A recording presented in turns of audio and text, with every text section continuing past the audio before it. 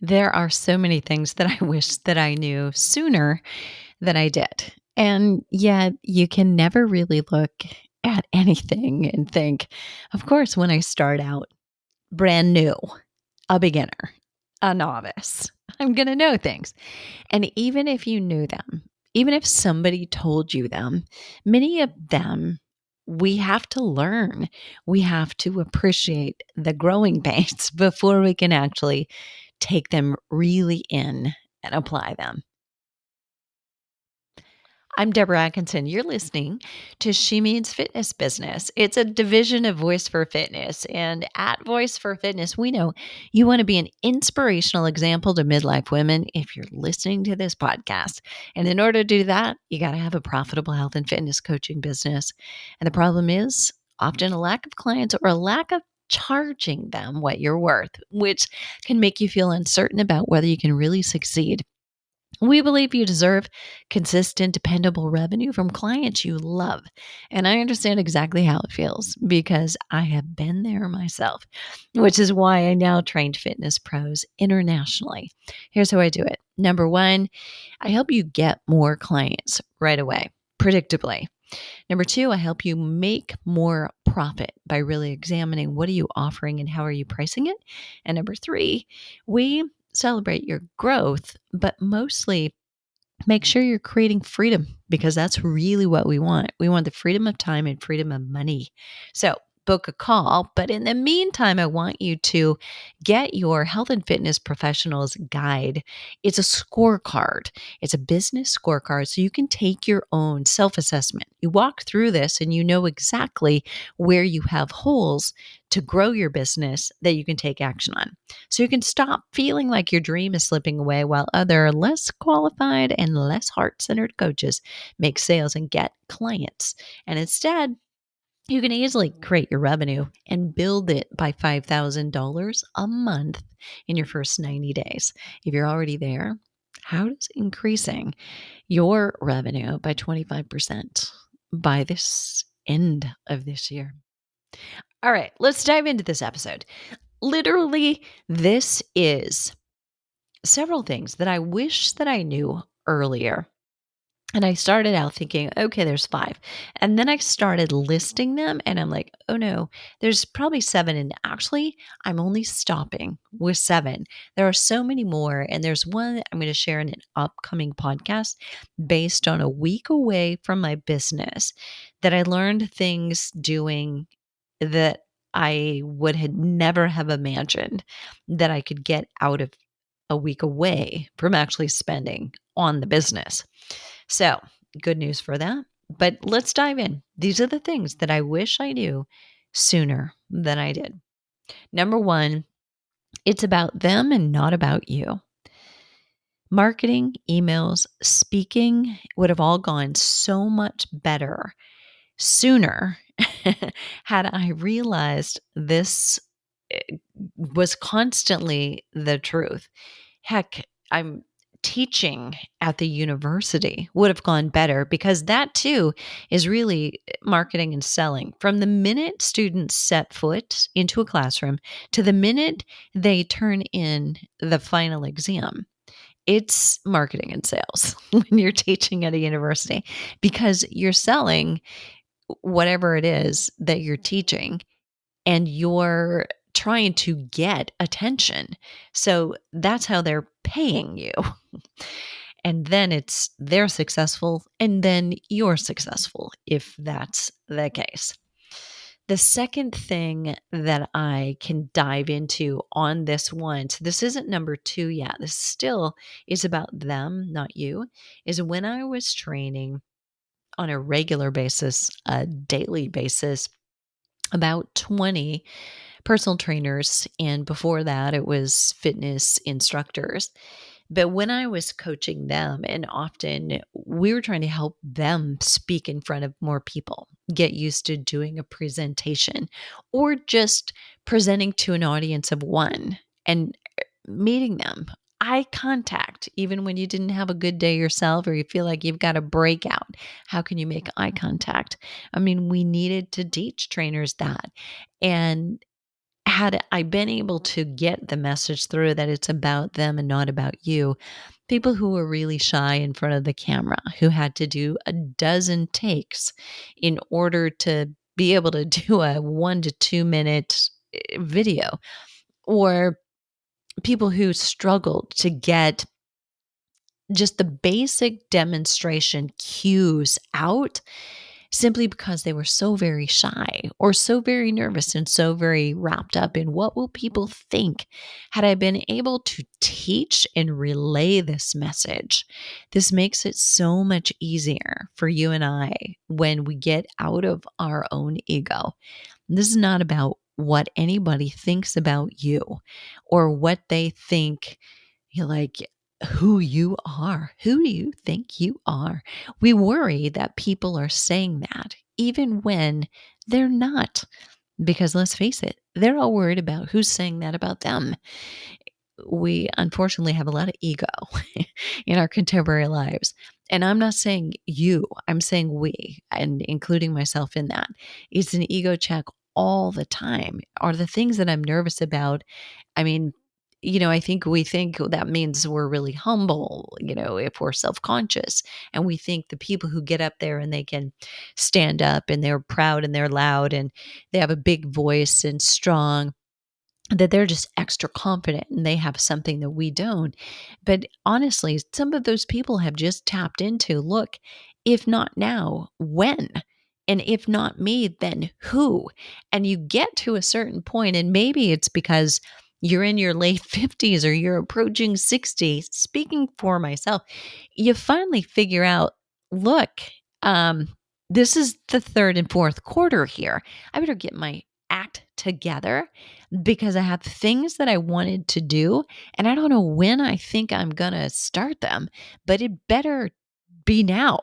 And that helps you tremendously get your voice. And when there are things that say are in your industry that you are not particularly proud of, you don't just sweep them under the rug and you don't just look the other way and say, well, to each their own, they have their own opinion. Well, to some extent, yes, but then there's science and there is causing injuries and we cannot stand by and watch that happen. And that, I think, is when you really get into the place of it's about them, not you. When you can drop that facade that, what will people think about me, because you're not in there yourself. You are thinking completely, if this were for my mother or for my sister, how seriously would I take this? How seriously would I talk to them about this? And that's really where you want to get. Okay, now number 2. As soon as you start listening to your heart, things will fall into place much faster and doors will open for you that wouldn't open for anyone else. That was a long one, I know, but it is so much about listening to your heart. And I think people will often say you've got to make logical, you've got to make business minded decisions. And I'm not saying you don't, but I am saying that a lot of times your gut check is really important. You know, there's certain people that you do and you don't want to do business with. And there are certain things that you do and you don't want to say yes to. As much as it can be a stroke of ego for, say, certain certain industry individuals to ask me to come and speak for events, there are certain times when I have said yes recently that I end up regretting, that it wasn't in my best interest at all. And because it wasn't, I think I wasn't on my game as well as I could be. And that means that I didn't deliver, what it was that they wanted. I was a warm body in a room, and I'm sure that I delivered content that was okay. But I think the delivery really matters. And I would have to say that you sense that there may be people that you don't want to work with. And when you say yes, potentially because for a moment you are made to feel like we really need you, and it's an ego stroke to say yes and get that initial rush of, oh, thank you, you saved the day. and that is very short lived. If it doesn't feel good to you personally, don't give in to those things. I mean, I wish I would have stuck with that sooner and, not held out for, I hope this is going to change and the relationship is going to get better. But you've got to know when to walk away from certain things when it just doesn't feel good, or the people that you end up working with or doing it with seem like lovely people, but you just don't have a lot in common and you don't feel good in the environment. You don't feel at home there. That's when I know it's just, this isn't my thing. This isn't my place. That there's lots of ways we can contribute in this industry and you just get to pick anymore. We're big enough you can do that. So you can do that earlier, I think, in your career than you might know. Number 3 is when you are triggered, or if I'm truly saying things I wish I knew, when I am triggered by people or by circumstances, or I'm uncomfortable, what it means is that I recognize parts of myself that I don't like in those people or circumstances. There's a measure of truth in it that hits way too close to home. And that is, I think, something that you really, really want to look at. It's so, so important for you to consider, like, what is triggering you? Who triggers you? And why? Or what would that be? And when you're just no longer triggered, like maybe you're just amused or you're just watching and wondering, but you've tapped into something greater in your own internal environment. You're not reliant on somebody else externally to give you praise or to make you happy or to make you feel valuable or to make you feel worth it. You just have it. You know that you're already worth it, just like you are. Then you're in a better space. You're in a far better space. But take a really good look at those people who trigger you and in circumstances or environments that make you feel uncomfortable, and just ask, what is that all about? And in anything that makes you feel less than, or that makes you feel like you go into some fake thing, like you're not even being authentic to yourself, take a good look at that. And again, you know, listening to your heart was number 2, and this comes right back into it, really. If there are people that you need to just walk away from, or that you can't, like you're going to need to work with them for a while, you don't have control over that. When you get right with yourself, it no longer triggers you. That's a big one. All right, number 4. When you have things that you just have to do, like you just have to eat, you just have to exercise, like if you're traveling, you just have to have things just like this, those things are running the show, not you. And I think a lot of people flip that around and think, I need to have more control. Like I need to know my schedule. And actually, the opposite is true. Those people have no control. And it's why they're trying to create this order. It's the thing that they're addicted to, or the routine that they're addicted to, and the way they have to do things that they're addicted to, the way they think about themselves, and the way they have to operate or believe that they do. That's what they're addicted to. And they've lost all their power and they have no control. It's not that they're a control freak. It's that they are letting it be known that they don't actually have any. So take a good look at that. Think about the things that you just have to do. Like it would define you. If this didn't happen, it would be bad. And those actually own you. I used to have a lot of those. And I've realized, and part of it is I'm just coming back from a week long meditation retreat, and it's not what it sounds like. I know I had a friend the first couple of days in, and she had listened to me, the couple of days before I left, when I was thinking, what am I doing? I'm crazy. I can't go away to this thing right now. I'm so busy. I got this and that and the other thing and da da da da. Days have 56 hours right now. And I was just going on and on, all up in my own stuff. And I'm sure she was so glad. She's like, I think this is coming at the right time for you. She says politely. About 3 days in, she's like, I hope you found your Zen by now and you're settling in. And I'm like, my Zen? Do you realize we're starting at like 6 in the morning or 4? We're starting on Saturday and we go until 7:30 or 8:30 at night.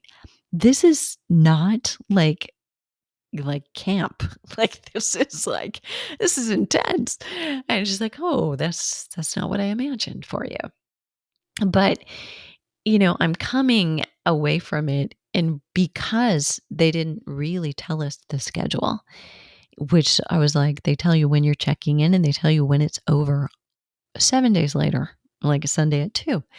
And I'm like, what happens in between? Like, when are you going to tell us what time the morning things start and what time, the break is? Or, I wouldn't like to know when they're going to go to the restroom. But it's, what can I say? It's like a breakthrough to not know and to know, well, I'm okay. And to get up in the morning and be like, well, I don't have to have coffee in the morning. I think I'll just have chamomile tea in the morning and that'll be fine. And it's just breaking the habit of doing everything the same way that you've done it. And that was just so refreshing to know, okay, when I came home this morning actually was my first morning here. I flew home really early yesterday morning. So I didn't have a chance to that's probably when you're half asleep, the time when you are most likely to default to, stumbling into the bathroom and then back into the kitchen and to the coffee, right? Or the mugs. And so this morning I paid attention to what do I want to do consciously? And of course I meditated early. So proud. Um, but it's really easy to default to some old habits. And so I'm looking hard at how do I break that? How do I break these old habits and do something different? So when you just have these things that are like you have to do it, or you have to have these certain foods every day, or do certain things at a certain time, or you have to exercise, they're owning you. You aren't owning them. Number 5, there will always be hard things if you build it that way. Now, I have to go deeper, I guess, and say, I think there will always be hard things in your business. I mean, sometimes the hard things are just making hard decisions. Like maybe there are things that you want to do, things that you wish you could do, but things that you actually know this is a better decision business wise based on our mission. If you're running a true business, you created a mission, a leadership statement internally and one for externally, and you run your business decisions based on that filter. And you've created one liners that you use, and that also acts like kind of a filter for you. And you're not winging it. But sometimes there's things that you want to do just because personally that would be fun. And you might say to yourself, well, I'm the owner. I can do whatever I want to. It's my business. But, as soon as you hire anybody, you have a responsibility to them too. And you can't just go off and do whatever you want to do. So you really need to, look at how you're starting things. So I'm going to come back to the number 5 is there will always be hard things if you build it that way. So I think hard work will always be there. And if you're going to level up to the next place, I mean, there's going to be a new level of hard. It may be hard decisions you have to make. But let's face it, I mean, we are not pouring and shoveling concrete. And I use that example because that's what my stepson did in summers in high school. He worked for a concrete company, and my ex-husband now wanted him to experience that cold sweat, hot sweat difference, like, because he was going to go into business, which is like, you break a cold sweat sometimes managing people's money. But you're in a business suit in an air conditioned office and it's pretty cushy, as opposed to, hot labor, sweaty, probably working with people who don't tell the, most eloquent jokes, it's probably kind of raunchy, and he was a 4.2 kid, a great kid, all around athlete, small school, all American kid. And he survived that. Thank goodness. And he's a great person. But there's a difference between hard. What's hard? So hard work. And, we're not talking about shoveling. We're talking about behind the scenes and looking at your website and writing copy. What is hard, really?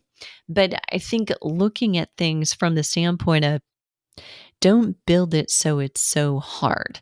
I mean, build it thinking, I won't do all these things eventually.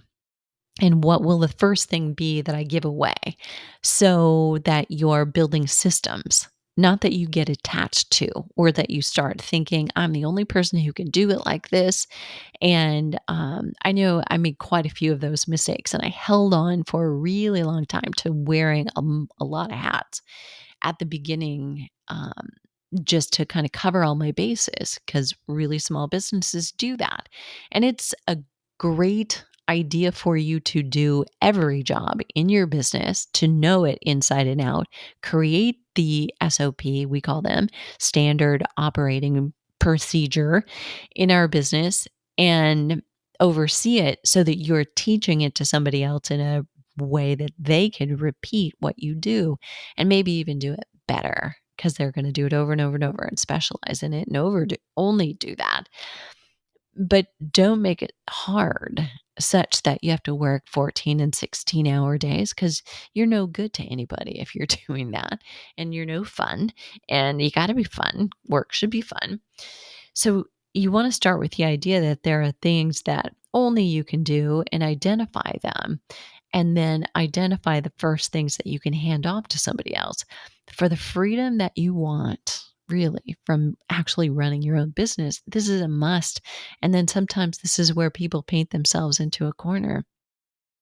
We'll give them, good ideas. We'll give them first actions that they should take, and they'll say, but I can't do that because I'm working so much, because I'm actually training these sessions. And I'm like, you're going to have to hire somebody. So maybe you'll have to give up one of these sessions.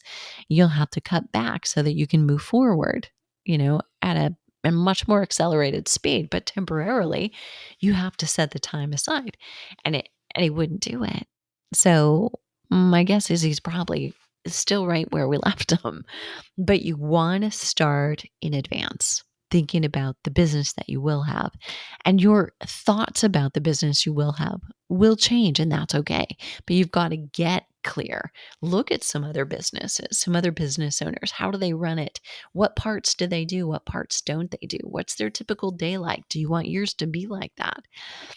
Number 6, consistently consistently doing the right things, not just consistently doing things, or consistency, which is what I first wrote, but I changed it to write consistently doing the right things pays off.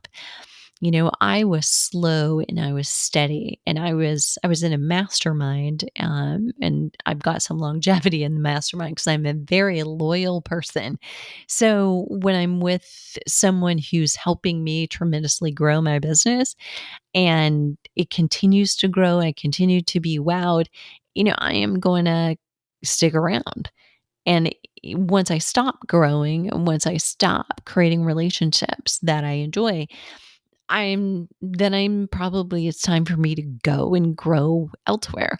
But it's I was the person in the group. And there were always people who, boom, like, much success right away, and had a huge launch, and, doubled and tripled their revenue and did really, really well.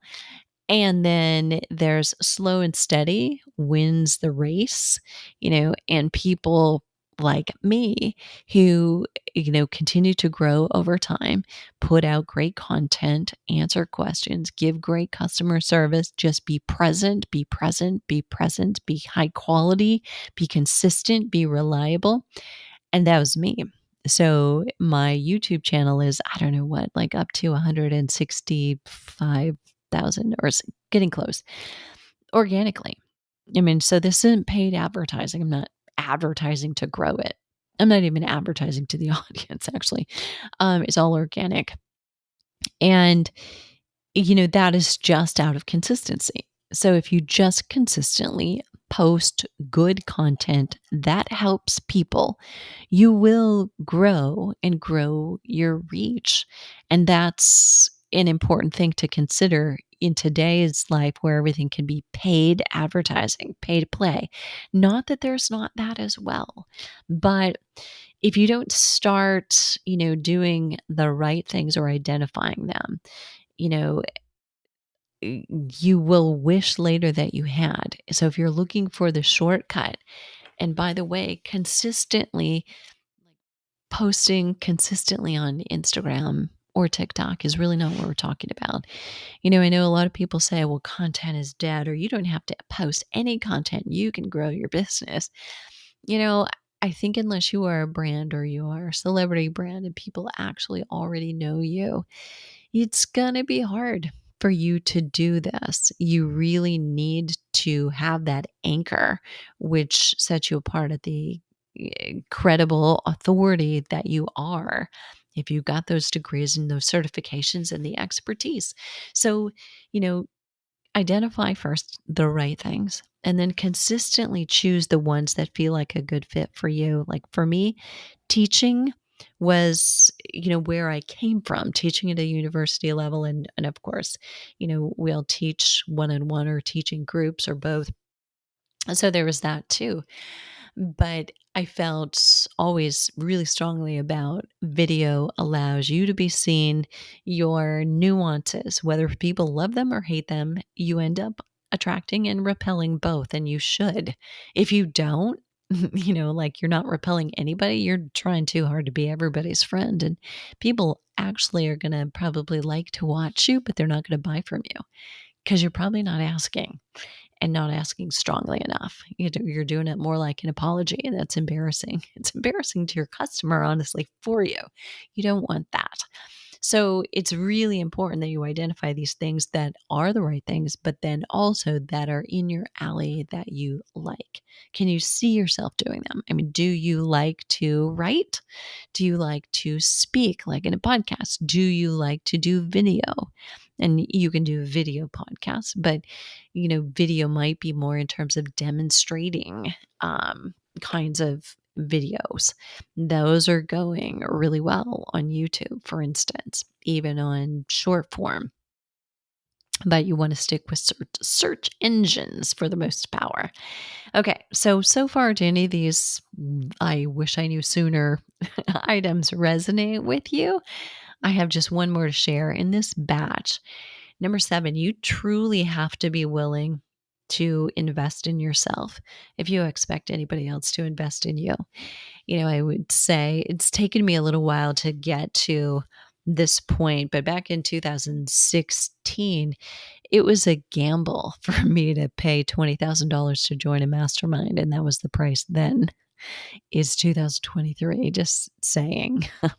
And so every year between then and now, that's the kind of money that I invest just in a mastermind. I mean, that's not including going to conferences, traveling to get to mastermind meetings, staying in hotels, really nice hotels at mastermind meetings, so that you can network with the people in your mastermind that, I mean, you're paying to be around those people who are the mind and the heart of ideally, industry people that you like. And, on top of that, there's training in new skill sets. There's conferences that I go to. So the mindset or the meditation conference that I attended last week is my business invested in that for me as the owner. and I'm going to actually bring it into our corporation. So we've already talked to staff members who are interested, and I'm interested in hiring people like that. People who are not 9 to 5ers and people who are interested in growing and developing as humans. And there's no strings on that. I mean, there's no, okay, we're going to bring this training in. So now you have to stay, for 6 months or a year. You know, if people need to go or need to leave, they need to leave for whatever their reasons are, or it's not a good fit. But you want people in your environment who, number one, attending something like that, like shared experiences, and when you have those few minutes of talking at the beginning or the end of a meeting, and you end up talking about things that are about your life with people that you're working together with on different projects, it becomes something different. I mean, you're a community, and I know a lot of people take offense to the words work family, and you may right now be thinking, I don't, it's me. I do everything. But even if you have a VA, or somebody you hire off Fiverr to do a project for you, if you continue to hire them over and over, they begin to feel like an extended part of your team as well. And, it all counts. And so investing in yourself and investing in your team, you've got to be willing to do that, even if it feels like this is not directly related to how do I create another podcast, but it is. If you develop yourself, you become somebody with a stronger voice who can actually talk with clarity and focus on the things and the questions that your audience members need to hear even before they know to ask about them. So there you have it. I'm going to wrap up with that one. There's so many other things that I know that I could add to this, and yet I think it should be digestible for you. More is not necessarily better. Isn't that what we say about exercise and menopause? But you truly just need to be able to invest in yourself. And this one comes right back to you. So if you're thinking, nobody's hiring me or I'm not making enough money, I mean, first of all, it's probably because you're not charging enough. You're not asking enough. You have an issue potentially with your worth or the value of what it is that you do. And if you're looking around and saying, but they're charging this over there, don't be them. Not everybody is your people. The people that would go to them and pay that are not your people, but there are people for you. And that's what you need to consider. That's with people and what they're willing to pay. And that's with people with what they want as far as service and where they are in their journey and who you serve and what it is that you do. But in addition to the business development, make sure that, yep, you're not just doing the Flipping 50 Menopause Fitness Specialist, or you're not just doing the 6-month mentorship program, but you're actually investing in growth opportunities for you, just personally for you, because it will make you a better leader. And even if it's just you and your company and you don't have employees, you are leading your constituents, right? Your customers or your prospects. So it does all matter and it will all come back to you. Okay. And the resources for this podcast, I will put in the scorecard for the business scorecard so you can self-assess. And I will put in a link to the copywriting course, because if any of this resonated and one of the skill sets that you still feel like you need is something somehow to help you write a better message, a better love letter to your customer, copywriting is a skill that we all need, whether you're speaking it or you're writing it. Does not matter. So write to me below the show notes today. I'd love to know, what are your personal things I wish I knew sooner. I'll put a few episodes in the show notes that you also may enjoy. And you'll find show notes today at fitnessmarketingmastery.com/ I wish I knew sooner. What are you waiting for? The world needs you right now more than ever.